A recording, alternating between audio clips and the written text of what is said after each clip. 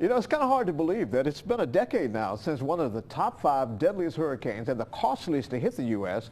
made landfall in Louisiana. At 6:10 a.m. on August 29, 2005, Hurricane Katrina just stormed on shore just south of New Orleans with winds of 125 miles an hour and a wall of water nearly 3 stories high. Yeah, and over 1,800 souls lost their lives during the hurricane and the flooding which came after it. For everyone who lived through the storm, their lives would never be the same. My life would never be the same. You're going to hear many stories on this anniversary weekend about Katrina. Here's mine. Saturday, August 27th, 2005. I was working as the morning meteorologist at WWL-TV, the CBS station in New Orleans, Louisiana. It's a big storm, Eric. It's getting bigger. You can't just think of it as one center point. You have to look at the entire wind field, the entire storm itself. It's going to have large impacts no matter where it makes landfall. Before arriving at work, I woke up that morning to a sick feeling in my stomach. Hurricane Katrina was churning in the Gulf of Mexico, and it was looking more and more like a direct hit for the city.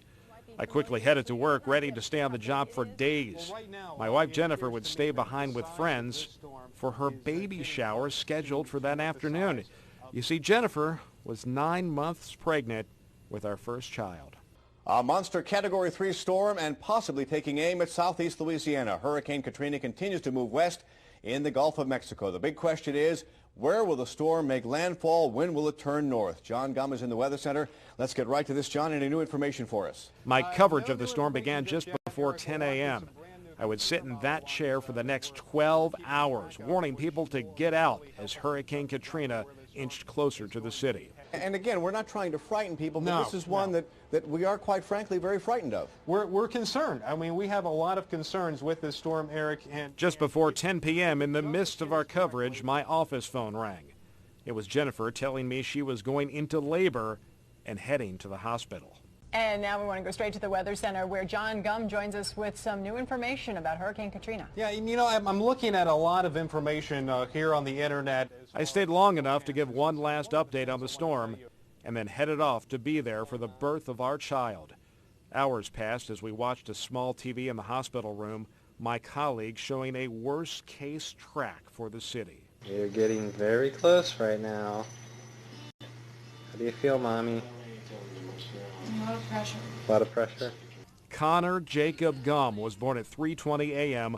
on August 28, 2005, just over 24 hours before Katrina would hit.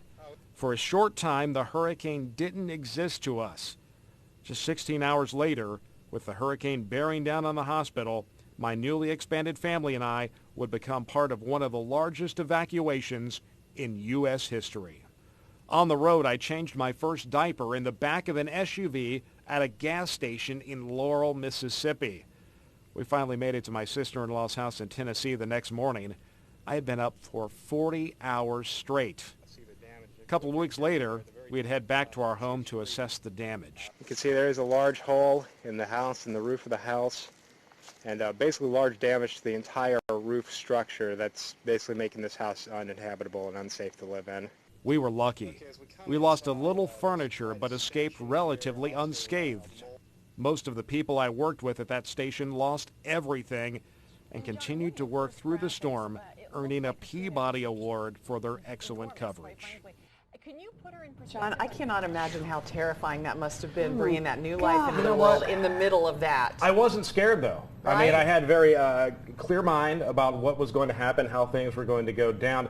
I want to say my colleagues at WWL in New Orleans, tremendous journalists there. They won a Peabody, like I mentioned. They never left the air. We had a plan in place to split the team up to get out of harm's way and to continue to broadcast from Baton Rouge and actually from another location that was on high ground. They did just a tremendous job there. I have in many ways survivor's guilt with this because I was not there. I had to leave, and things actually turned out great for me after this hurricane. I got my dream job here at Local 12, back home in Cincinnati. It turned out well for me.